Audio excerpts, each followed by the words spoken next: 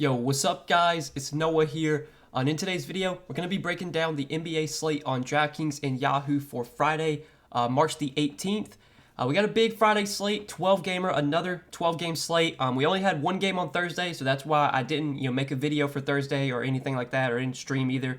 There was just one game Thursday, but we got a big slate for Friday. As always, guys, we're going to talk through each one of these 12 games. Since it is such a big slate, I'm going to try and go as quickly as possible, kind of fly through these games, just give my quick thoughts, what I do like from each team. Right now there's a lot of pending news. There's a lot of question marks with a lot of stud players, so this is definitely going to be one of those slates where we're going to have to pay attention to the injury report. Things are probably going to change from now until lock. But as always, guys, I appreciate you checking out these videos. Make sure you hit that like button if you do enjoy. Hit that subscribe button as well if you are new here. We are on the road to 25,000 subscribers, and I'm hopeful that we'll hit that milestone maybe by the end of March. I think we're less than 100 subscribers away from 25,000. So hit that subscribe button if you haven't yet. Also, go check out the sponsor of this video, PrizePicks. So PrizePicks, they're a player prop-based DFS site. If you're new here and you have never checked out PrizePicks, you can actually sign up with my promo code Noah. They'll match your first deposit up to $100 when you do sign up with my code. And again, PrizePicks is mainly focused on player props, so it's very simple.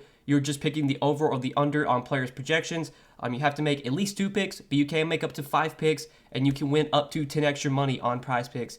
So check them out, guys. Sign up, use code Noah. I've been playing on PrizePicks, for a while now, for almost a year. Had a lot of success. I know a lot of you guys that have already checked out PrizePicks and have signed up have had a lot of success as well. If you have not checked them out yet, definitely give them a try. Sign up, use code Noah. They'll match your first deposit up to $100. But big 12-game slate. Let's go ahead and start off with the first game, Dallas and Philadelphia. And this is one that I don't think we're going to spend much time on. Dallas and Philadelphia, these are actually the two slowest paced teams on the season. If you actually look at pace on the entire season, Dallas is dead last in pace, and the Sixers are second to last. So this should be a really slow-paced, low-scoring game. I think on the Dallas side, Luka's like the only guy that I'm interested in.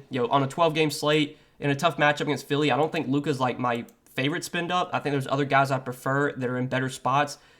But Luka's got massive upside and can put up a big game any night. Hell, last time they played Philly, he went for almost 80 DraftKings points. He's probably going to be guarded by Matisse Thybulle, and Thybulle's a good defender, but Luka can win in any matchup, and he's basically matchup proof. So no issues going to Luka. He's really the only guy that stands out from Dallas to me. And then on the Philadelphia side, big news right now with Joel Embiid questionable. Joel Embiid was questionable last game and did play, so I'm expecting Embiid to play again, but by some chance, if he doesn't, that'll definitely change things. That'll make James Harden probably the best pay-up option on the slate. I would love Harden if Embiid's out. I think we would get some value from Philly if Embiid sits. Probably DeAndre Jordan would start, and for 3,100, DeAndre Jordan would be someone I'd be interested in as a value play. And then, little bumps to Tyrese Maxey, little bumps to Tobias Harris as well. But Harden would really dominate the usage if Embiid sits, and I would really like Harden. If Embiid plays, I don't see much here. I think Embiid could be viable, but again, this is a big slate with a lot of options. I don't think he would really stand out as my favorite pay-up option. So, yeah, not too much I really like here. Let's go ahead and move on to the next game. Things would change if Embiid sits, but for now, we're just going to have to wait for that news. Next game, though, Memphis and Atlanta. So this is one that is really appealing. Two fairly fast-paced teams. This game should stay close, should be high-scoring. On the Memphis side, Ja Morant, I think right now is listed as questionable, but he's expected to play. It was reported that he's on track to play, even though he is questionable. So I'm expecting Ja Morant to play. In this matchup against Atlanta, I think it's a really good spot for Ja Morant, and I think he has big-time upside here. I definitely think this is a good game environment. Again, it should be a fast-paced game. Atlanta's defense as a team and overall really hasn't been that great. So I think Ja looks like a really good play. I don't think there's too much else, though, I'm targeting from Memphis. I think I'd only be going to the rest of these Memphis guys if Ja winds up sitting, which right now it doesn't seem like that's going to be the case. So, yeah, I think Ja's the one guy I'm liking from Memphis. And then on the Atlanta side, Trae Young is questionable. So this is big news we'll have to keep an eye on. When Trae Young sits, we kind of know who really is going to benefit. Kevin Huerter, Bogdan, DeLon Wright would probably start. All those guys would get boost. DeAndre Hunter would get a little boost as well. But I definitely think Bogdan, Huerter, and especially DeLon Wright. DeLon Wright will probably be one of the best value plays on the slate if Trae Young winds up sitting. Now, if Trae Young plays at 10,100, I kind of like Trae Young as a pay-up option. Again, I like this matchup against Memphis. I think this should be a good game environment. It should be a fast-paced game. It should stay close. We should get big minutes from Trae here. He's coming off a pretty disappointing game last game against Charlotte in what was a really good matchup. I'd expect Trae to bounce back today. He's someone I for sure will be interested in. I think Clint Capella at 6,300 does look appealing regardless of if Trae's in or out. Capella's been playing good minutes lately. He played 31 minutes last game against Charlotte, And with John Collins still out, we should get around 30 to 32 minutes from Capella. For what it's worth, he went nuts against Memphis earlier this season, put up 56 DraftKings points in 29 minutes, had 23 points, 17 rebounds, 2 assists, and 3 blocks and 1 steal. So big game from Capella early this year against Memphis. I don't really think the matchup against Steven Adams is that bad. Like, I think Capella can have plenty of success here. And we know Capella is a good point per minute player, even though his production's been down a little bit this season. He's still a good producer, and if he plays 30 to 32 minutes, I expect him to be a pretty good play at his salary. So definitely like Clint Capella. The rest of Atlanta, it's just going to come down to if Trey plays or not. If Trey's out, I'd like a lot here. Bogdan, Herter, Hunter, DeLon Wright. If Trey's in, I like Trey quite a bit, and then I think Capella is a good play regardless. But let's move on to the next game, Portland and Brooklyn. So in Portland today, they're still really shorthanded. No Dame, no Nurkic, no Simons, Nasir Little, Eric Bledsoe still out too. When it comes to Portland, it's tough to really prioritize anyone on the Blazers right now, given the pricing on DraftKings, because Josh Hart's, he's almost 8K. I mean, Josh Hart can have a good game at this salary if the game can stay close. We've seen Josh Hart put up big games in the 2 games that have stayed close. Now, they did get blown out by the Knicks last game, and Hart was really disappointing. He had a pretty good first half, but he didn't do much in the second half, which was unfortunate because I took his over on points last game, and he had 15 at halftime. We needed 18 from him, and he somehow just scored 2 points in the entire second half. It was super frustrating. But the 2 games before that were competitive, Josh Hart played 36 and 38 minutes, had 72 and 47 DraftKings points. I like Kevin Durant on the other side of this game. We'll talk about him in a second. So if you want to play Kevin Durant, run it back with Josh Hart, hope the game stays close. Like, I don't hate that. This Brooklyn team, they're good, but like I don't think they're like an amazing team. Without Kyrie, when they're not fully healthy, without Kyrie, without Ben Simmons, like I think Portland can hang here. Like, I think this game can stay close. If it does blow out, it's probably because KD is going nuclear or something. So I think Josh Hart's a fine option. You just got to hope the game stays close. The rest of the Blazers, though, I'm not really looking to anyone else on this team. Justice Winslow did return last game, but he played limited minutes, only played 19 minutes. We'll have to wait and see like what kind of minutes limit he's on. If he's on a minutes limit again, probably not going to go there. But if we can get full minutes from Winslow, I'd be kind of interested because he should be productive when he's out there, just with how many guys are out right now for Portland. But in general, Portland, they're not a team that looks super appealing today. On the other side, though, with Brooklyn. So Brooklyn, still without Kyrie. It's a home game, so Kyrie won't be able to play, and Ben Simmons still out too. So Kevin Durant, I was on him last slate. I'm sure a lot of you guys were as well. I was pretty high on KD. With Kyrie out, with the usage he was going to get, I thought he was a really good play. And he just had a mediocre game. Only 23 points, did have 10 assists, 6 rebounds, only finished with 46 DK points. Kind of a subpar shooting game, though, from KD. He only shot 8 for 20, 40% from the field. Normally KD shoots around 50, 60% from the field. So it was kind of a bad shooting game from him. I think going back to KD makes a ton of sense here. I mean, the matchup against Portland is fantastic. Portland doesn't have anyone to slow down KD. I mean, they're probably going to try and double team him. They might throw Josh Hart on him. Whatever they do, it's probably not going to be enough. I mean, KD should dominate here. His usage should be massive with Kyrie out. So really like going back to KD. He's definitely one of my favorite pay-up options today. Like him a lot on Yahoo too. If you want to play him on Yahoo for $52, he's one of my favorite pay-up options on Yahoo as well. And then the rest of Brooklyn, some of these guys are appealing. Bruce Brown, the price tag looks pretty high, but he's been playing really, really well, and he's been playing big minutes too. So don't hate Bruce Brown. I think the upside at this price tag is a little bit limited. Like, is Bruce Brown going to put up a score that, if you don't play him at 5,600, you're going to lose? Like, I don't think he puts up a score that's good enough to kill you if you don't have him. But if he gets you 35, 36 DK points, I mean, that is pretty solid for 5,600. Andre Drummond last game only played 22 minutes, but was really productive, had 39 DraftKings points. Drummond should be able to feast in this matchup, going up against Drew Eubanks and Trenton Watford. I think it's a great spot for Drummond. It's just that the minutes are never super high for him. But he is a really good point per minute player. Should play low to mid-20s minutes at 5,400. I definitely think Drummond's in play. Seth Curry is questionable, so we'll have to monitor that. If Seth Curry gets ruled out, that would probably benefit Patty Mills, maybe Cam Thomas a little bit. But I don't think I'd be going to those guys anyway. I think Goran Dragic, though, looks appealing. So Goran Dragic did start last game for Kyrie, and he actually played really well. Had 30 DraftKings points, played 36 minutes. I would definitely feel better about Dragic if Curry is out, just because that's one less guard that could take some minutes away from Dragic. But I think Dragic's minutes should be pretty secure regardless. The 2 games that Kyrie has missed over their last 3 games, Kyrie sat out 2 of those 3 games. And against Dallas, 36 minutes for Dragic. Against the Knicks, 38 minutes. So the 2 games without Kyrie out of their last 3, he's played 38 and 36 minutes. I think we get mid to high 30s minutes from Dragic at 5K. I don't have an issue going to him either. So I definitely think he's in play. KD's my favorite play from Brooklyn, but Bruce Brown, Drummond, Dragic, those guys are viable as well. Next game though, Denver and Cleveland. Another game that doesn't look super appealing on the Denver side. Tougher spot here for Nikola Jokic, but Jokic just has massive upside every single time he steps on the court. Cleveland's been a good defensive team. They play really slow. I don't think this is a slate where I'm going to be going out of my way to play Jokic, especially because you do have Kevin Durant in a great matchup for $1,000 cheaper. But Jokic could dominate here, and nobody would be surprised. I mean, Cleveland, they're a good defensive team, but I think Jokic should still be able to have a pretty good game. He's got a super, super high floor. Is this a spot where Jokic probably puts up like 75? I don't think this is a spot where we get that kind of big ceiling game from Jokic, but he should give you 50, 55. He's got a very high floor. Again, no issues going to Jokic. He's the one guy that does stand out from Denver. Outside of Jokic, not looking at anything else here. And then on the Cleveland side, I mean, Cleveland's kind of a full fade for me. Darius Garland at 8,500 on this slate doesn't really stand out. Evan Mobley at 7,500. Tougher spot going up against Jokic. I don't really like Mobley a ton. The bench guys I'm not going to. Markkanen doesn't stand out. Like, there's just not much from the Cavs I'm interested in today. So let's move on to the next game, Washington and New York.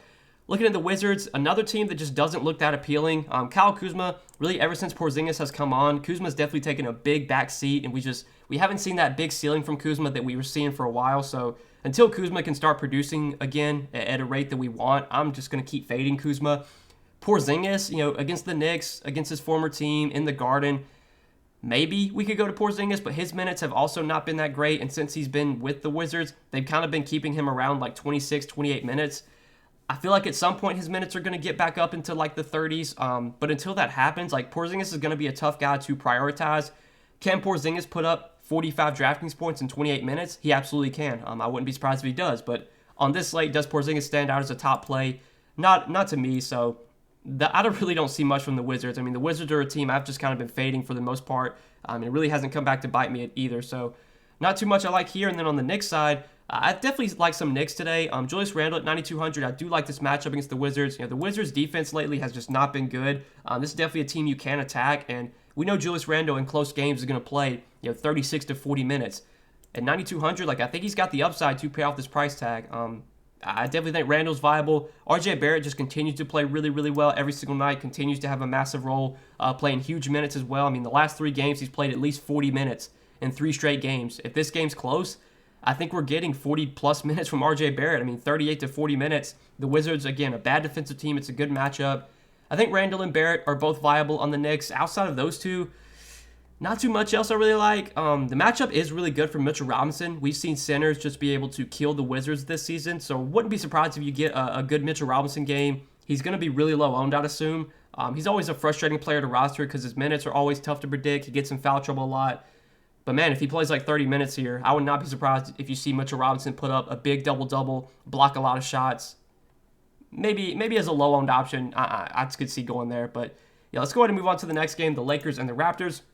So we just saw these teams play pretty recently, a couple of days ago. Wasn't a super competitive game until the end. The Lakers, they got blown out at the start, but then they made a comeback, still lost by 11. LeBron at 10,700. Look, he's always a viable pay-up option. I think this is a tougher matchup. Toronto defensively, they can do a good job of just kind of really locking their entire defense on one player, and we've seen them do that a lot this season. Last time these teams played, again, a couple days ago, LeBron didn't have the best game against Toronto, only 49 DK points in 40 minutes. LeBron's role is going to be really, really good. He's going to play like 38 to 40 minutes if it's a close game. The Lakers have just been playing terrible lately. They've got blown out basically 2 of their last 3 games. They could get blown out here. But you got to think if the game stays close, it's probably because LeBron's playing really well. So I think LeBron's the one guy I'm interested in from the Lakers. He is questionable right now, but I expect him to play. By some chance, if he doesn't, obviously Russell Westbrook, Malik Monk, THT, Carmelo, like all those guys would benefit. But outside of LeBron, just nothing else stands out from the Lakers. Dwight Howard did start last game, but he really didn't do anything. Only played 16 minutes, had 14 DraftKings points. Yeah, don't see much interest there. So let's go ahead and move on to the other side of this game with the Raptors. And the Raptors, they're kind of an appealing team today just because the matchup is so good. The Lakers have been a team I've really been attacking lately. They play fast. They don't play any defense. I think it's a great spot for Pascal Siakam. We just saw Siakam do really well against the Lakers when they just played 34 minutes and 52 DraftKings points from Siakam. He's now put up over 52 DK points in 4 straight games. We're starting to see that consistency from Siakam. It was a stretch of games for like a week or two where he was just really, really bad. He was putting up like 35, 36, 37 DK points a night. Now we're starting to see the Siakam that we're used to, 50-plus fantasy points, 4 straight games, playing big minutes as well. I definitely like Siakam in this matchup. Scotty Barnes is 7,700, probably too expensive for my liking. Fred VanVleet, though, is 7,600. I do have interest in. VanVleet kind of struggled last time these teams played, which is really odd because the matchup is really good.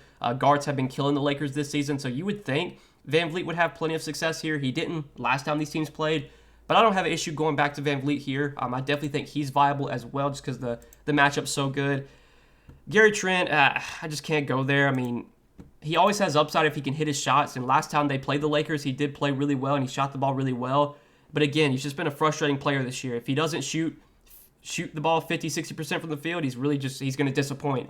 If he has a bad shooting game, he can tank your lineup. If you get him on a good night, though, obviously he has upside. I wouldn't be surprised if he has a good game against the Lakers, but not someone I'm really prioritizing. I think that's it for this Raptors team. I definitely think Siakam and VanVleet are my two favorite plays on the Raptors today, but let's move on to the next game. We got 6 more to go over. Again, I'm going to try and go through these quickly. So Indiana and Houston, really good game to target here. Two bad defensive teams, two teams that do play fairly fast as well. I think this is a game that should stay close, so I do like a lot here. On the Indiana side, Halliburton and Brogdon, Buddy Hield, those 3 guys. We know that if this game's close, you're going to get big minutes from all 3 of them. Halliburton and Hield at their price points, I'm not super high on just because I think they're priced where they should be. But I think Malcolm Brogdon at 7,700 still stands out as a solid play. If this game is close, again, you're going to get like 35, 36 minutes from Brogdon.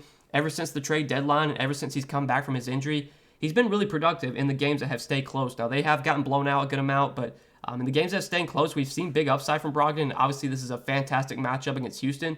So I do like Brogdon today. Jalen Smith I like quite a bit because, if you look at the Indiana injuries right now, Miles Turner obviously still out, and Isaiah Jackson is out as well. So that's really big. Isaiah Jackson has been starting at center. I don't know what they're going to do with the starting lineup. They could start Jalen Smith at center. They could start Goga Batadze. Goga Batadze is also questionable. I think if Goga plays, he might start. And if he does, at 3,400, he'll definitely be someone I'm going to consider for value. It'd actually be a pretty good value play.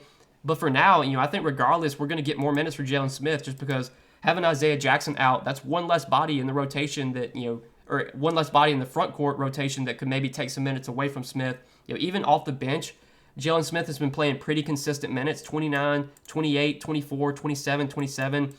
Now with Isaiah Jackson out, and maybe if Goga sits as well, we might see Jalen Smith start and play 30-plus minutes. And Jalen Smith has been really productive this season. When he was on the Suns, he was really productive when he got minutes. So far with the Pacers and the minutes he's played, he's been really productive. He's a fantasy point-per-minute player and a fantastic matchup against the Rockets. I think Jalen Smith looks like a really good play today. I like him quite a bit on both sides. 5,700 on DK. On Yahoo, he's pretty affordable over there as well. So at $16 on Yahoo, I am definitely going to be targeting Jalen Smith.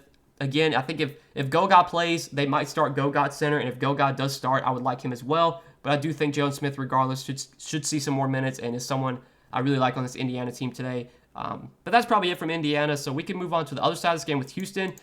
Houston, they're a team I normally don't like to target just because they're so bad, but man, this is a really good matchup against Indiana. Again, I think this is a game that should stay close. So we should get full minutes from Kevin Porter Jr., from Christian Wood. I think Christian Wood is 7,300. I know he's been really frustrating to roster lately. He's been really inconsistent, but he's also had some tougher matchup against Phoenix, against J-Val, against the Pelicans, against Denver. Now he gets to face the Pacers. This is a fantastic spot for Christian Wood. The price tag's way down to 7,300. I really, really like Christian Wood today. I think he's one of my favorite center plays. I think Kevin Porter Jr. looks like a great option too. 6,400 for KPJ. If this game's close, we're getting 35, 36 minutes from KPJ. And the games that have stayed close lately, you've seen him play 36 minutes against the Suns, against the Lakers. Some of these games, like against the Pelicans, was a blowout. Dallas, I don't think he played in the fourth quarter. Miami, I think, was a blowout too. But again, I think this is a game that will stay close. I love the matchup. I love the pace of this game. I think this game does have a really high total. 239.5 total right now. 2.5 point spread. So all the boxes are checked. High total, close spread, bad defensive teams. This is a DFS game this is a game that's just, for DFS, it's one you really want to get exposure to. So Kevin Porter Jr. is 6,400 in this good matchup. I like a lot today. Definitely think he's a really good point guard option. He's too cheap on Yahoo, $22. He's for sure one of my favorite point guard plays over there as well. And then the rest of the Rockets, if I had to go to anyone else on this team, I think Jalen Green at 5,800 is a viable play. he's been playing a lot better lately. We've definitely seen more of a ceiling from Jalen Green. We've also seen him play big minutes as well. So I think at 5,800, he's probably my third favorite play on the Rockets behind Wood and behind KPJ. And those are probably the only three guys I'm considering on this team. So let's move on to the next game, OKC and Miami. On OKC, really big news to watch right now with SGA questionable. SGA was questionable for their last game and did play. So again, I'm expecting SGA to play today. If he does play, super tough spot against Miami, a game that has a lot of blowout risk. Like, I really don't think I'm going to be playing many Thunder guys on this slate. The only chance I would be getting to some Thunder guys is if SGA sits, because then if he sits, we would get some value here with Trey Mann, who would open up as a pretty good value. Poku would get some more minutes. Theo Maledon at 3,600 would be a really good value. I think some of these guys would probably play in a blowout, so that's why I would consider them good values, because I think regardless of if they get blown out or not, you probably would see Theo Maledon out there. So Theo Maledon at 3,600, if SGA does not play, I definitely like Theo Maledon as a value option, because he'd get probably 30 plus minutes, he'd have the ball in his hands a lot, and obviously if the game gets ugly, he probably would still be out there.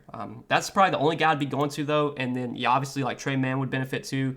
Bazley though, I'd be worried about Bazley losing minutes in a blowout, because I think this game does have a lot of blowout risk, especially if SGA doesn't play. We're gonna have to watch the SGA's news, because that's just really important. It's gonna mainly impact, it's gonna impact most of my interest in this Thunder team. If he plays, don't like much here. If he's out, then we could go to Theo Maledon for value. We could consider guys like Trey Mann, Poku as well.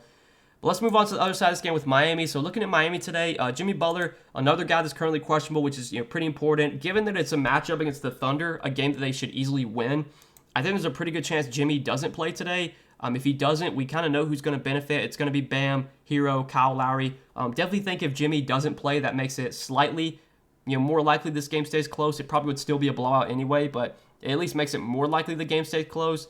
Definitely think Bam and Hero and Lowry would all be solid options. Now, would I play all three in the same lineup? Probably not, but I definitely think one of those three is going to be viable. If you wanted to play two of the three, I wouldn't hate it. But if Jimmy's in, probably just going to fade the Heat, because I think this game has a lot of blowout risk. Everyone's priced where they should be if Jimmy were to be in. My interest in this team would all kind of depend on if Jimmy's out, or if he is out. So let's go ahead and move on to the next game, talk about the Pelicans and the Spurs. Looking at the Pelicans today, you got CJ McCollum at the top for 9,300. Without Brandon Ingram, I think CJ McCollum continues to be a really, really good pay-up option. This is a really good matchup against San Antonio. This is a game that should stay close, so we should get full minutes from CJ. Again, love the matchup. The Pelicans been playing fast, or not the Pelicans, but the Spurs been playing fast this year. They've been playing bad defense too. Again, 9,300, that's too cheap for CJ McCollum for life without Brandon Ingram, because we've seen the massive role and the massive ceiling that McCollum has when Ingram is out. So definitely like CJ McCollum. Think J-Val would be a solid play too. Definitely would prefer McCollum, but I still think J-Val's fine. The rest of the Pelicans though, like Devontae Graham, Herb Jones, I'm not going to anyone else on this team. It's really just CJ and J-Val that stand out. And then on the other side of this game with San Antonio, I think DeJounte Murray as a pay-up option looks really appealing. We know DeJounte just massive floor, really high ceiling as well. I mean, you can look at his game log, 50 plus Draftkings points in 7 out of his last 9 games. I mean, the dude's just been so consistent. The matchup against the Pelicans, I think, is pretty good. He probably will be guarded by Herb Jones here, and Herb Jones has been a good defender. But DeJounte, he's another one of these guys that basically has just become matchup proof. He can win in any matchup, even in some of the tougher spots. He's still been able to have good games. So definitely like DeJounte today. For sure my favorite play on San Antonio, and probably the only guy I'm targeting on this team. Maybe Jakob Poeltl I could see going to. His upside's always there if he can get the minutes, but I definitely worry about him getting in foul trouble against J-Val. That's probably it from San Antonio. Let's move on to the next game, the Clippers and the Jazz. So the Clippers today, not a super appealing team. Don't love the spot on the road against Utah, but Utah will be without Donovan Mitchell today, so this is definitely a game I think will stay close. In games that do stay close, you normally will see big minutes from Reggie Jackson, big minutes from Marcus Morris. Marcus Morris, I was pretty high on last slate, and he did have a really good game. Once again, played 35 minutes and had 41 Draftkings points. If he continues to play 35, 36 minutes a night without Paul George, without Kawhi, without Norman Powell, the upside is definitely there for Marcus Morris. I think now that the price tag has gotten up to 6,100, he doesn't stand out anymore, but he's still a viable play. He's probably my favorite play from the Clippers in general if I had to play anyone on this team.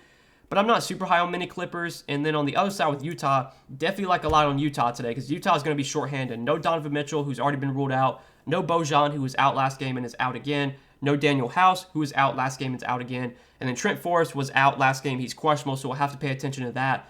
But without Donovan Mitchell, I mean, we kind of know who we want to go to. Jordan Clarkson, Mike Conley, two of the biggest beneficiaries, and I like both guys a lot, and I definitely think you could play both guys, together. Clarkson 5,800 on DraftKings, Conley 5,700. I think both guys are really good plays, and then on Yahoo, I like them both over there as well. If we look at the Yahoo pricing, you got Conley coming in at $22, like that quite a bit. You got Clarkson at $19, like him as well. I mean, we just know when Mitchell's out, it just allows for more usage for all these other guys, and especially without Bojan too. I mean, Bojan, he can soak up a lot of usage when Mitchell's off the floor. And now that he's not going to be out there either, it should be a lot of Clarkson, a lot of Conley. Gobert should benefit a little bit, but definitely think Clarkson and Conley are going to be the two guys that take a lot of shots, that have the ball in their hands a lot. Conley's minutes have been trending up too, which is good to see. He's starting to get 32, 33 minutes a night. And I think he will play around 32, 33 minutes if this game stays close. And Conley should be way more productive without Mitchell. Same thing for Jordan Clarkson. Coming off the bench, he should play big minutes. At 5,800, I think his upside's definitely there. There should be plenty of shots coming his way with Mitchell out. And then we'll have to see what the starting lineup looks like. So normally Jordan Clarkson doesn't start. He'll come off the bench. So I'm guessing they'll start Conley, Gobert, O'Neal. Last game they started Hernan Gomez, so he might start again, but he didn't really do much. I don't think he's going to be really DFS viable. But Nickeil Alexander-Walker has been starting to get more minutes.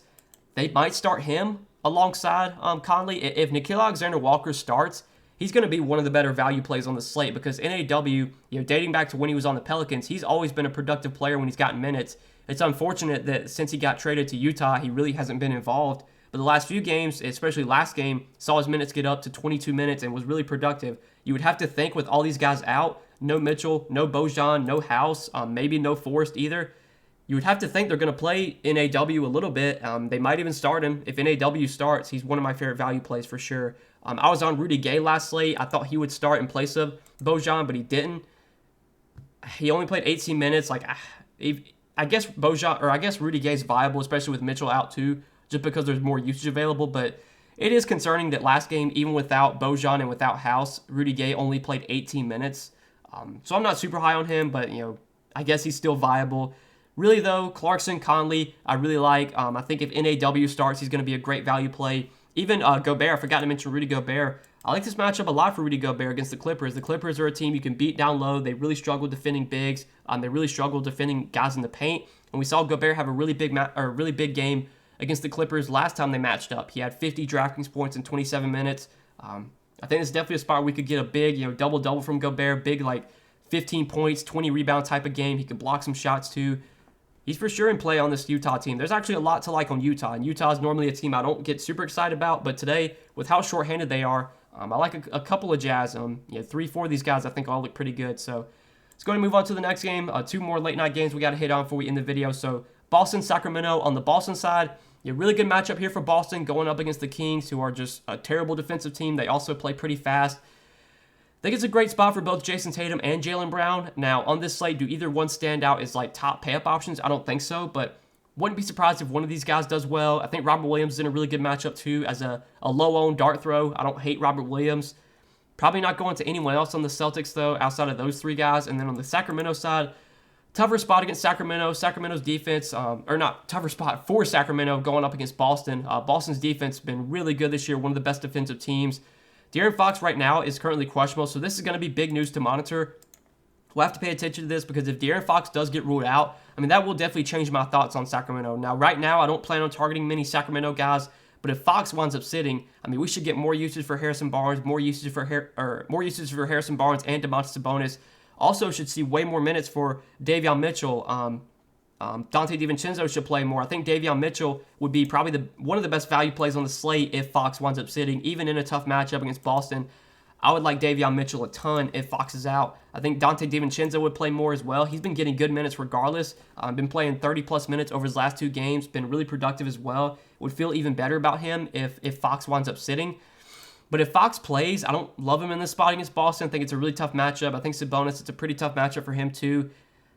For me, I'm really only going to be targeting Sacramento today if Fox winds up sitting. And if he does, there will be a lot to like, and there will definitely be some value to go to from the Kings that we just talked about. But that's it for this game. Let's move on to the last game of the night, the Bulls and the Suns. So on the Bulls side today, I believe Zach LaVine is currently probable, so he's expected to play. With LaVine expected to play, I don't see much that stands out here. It's a tougher matchup against the Suns. This should be a really good game. It should be a fast-paced game for the most part. Phoenix this season in terms of pace, they've been a top 10 team in pace. The Bulls have been just outside the top 10. I mean, I think DeRozan, Vooch, LaVine, like one of these guys might have a good game. It's always tough to predict which one it's going to be. When the big three from Chicago, when they're all playing, normally I never prioritize anyone from this team. But I think one of these guys might do well. DeRozan probably will see Mikal Bridges, which is definitely a tough matchup. But DeRozan has become matchup-proof at this point and has been able to succeed in any matchup. Don't hate him. Vooch against Ayton, don't love the spot, but there's always upside for Vooch if he can have one of those big games that he has like every now and then. Zach LaVine might get the best matchup, especially if like Mikal is going to be guarding or if Mikal's going to be guarding DeRozan. That could open up a better matchup for LaVine. Like he might see if Jay Crowder plays, like he might guard LaVine. So I think LaVine's fine, but man, like there's not much I'm really liking on the Bulls today, outside of just sprinkling in the big three guys at the top. On the Phoenix side, though, I mean, Phoenix, another team we're going to have to pay attention to with injuries. Jay Crowder is questionable, and you wouldn't think that Jay Crowder being questionable really matters that much, but without CP3, without Cam Johnson, without Frank Kaminsky, like there's a lot of minutes available, and we actually saw last game with Jay Crowder out, Torrey Craig played really, really well, and he played big minutes. Torrey Craig did start in place of Crowder, played 34 minutes, and had 49 DraftKings points. 49 DraftKings points from Torrey Craig. Do we expect that to happen again? Obviously not. But I think at 4K, if Jay Crowder sits again, I'm definitely going to be interested in Torrey Craig as a value play. Then obviously, like Devin Booker just continues to be a good pay-up option every night. His role just continues to be massive. 50-plus DraftKings points in 4 out of his last 5 games. Without Chris Paul, Devin Booker's going to have the ball in his hands a ton. He's going to take a ton of shots. He's going to get some rebounds. He's going to get some assists. He's just got massive upside. And the matchup against the Bulls, their defense has definitely been improving, especially since they got Caruso back. But I still think with the role that Booker's going to have, he can still have plenty of success here. So definitely like Devin Booker still. DeAndre Ayton, I think it's 7K. It looks like a solid option against Vooch. I don't hate this matchup. Vooch has never been a great defender, and we've seen a lot of centers do well against Vooch this year. So 7K for Ayton, I think, is a fine play. And then again, like if Crowder sits, I would for sure be interested in Torrey Craig. But that's probably it from the Suns, and that's probably it for this game and this 12-game slate, guys. So I hope you enjoyed this video. Again, Friday night, big slate. I wanted to go through and break down all these games for you guys, just kind of give my quick thoughts. I hope you did enjoy this video. If you did, hit that like button down below. Hit that subscribe button as well if you have not yet. Go check out the sponsor of the video. Once again, PrizePicks. Go sign up over there. Use code NOAH when you do. PrizePicks will match your first deposit up to $100 when you do sign up with my promo code. And you can take a look at their board for Friday night's games, make some picks for yourself. I will have my PrizePicks video posted on Friday, sharing some of my favorite plays for Friday's slate. So if you want to tail the picks I give out in that video, you can do that as well. But again, if you have not signed up for PrizePicks yet, use promo code NOAH when you sign up, and they'll match your first deposit up to $100. But best of luck tonight, guys. I really appreciate you watching the video. I hope you did enjoy, and we will see you in the next one.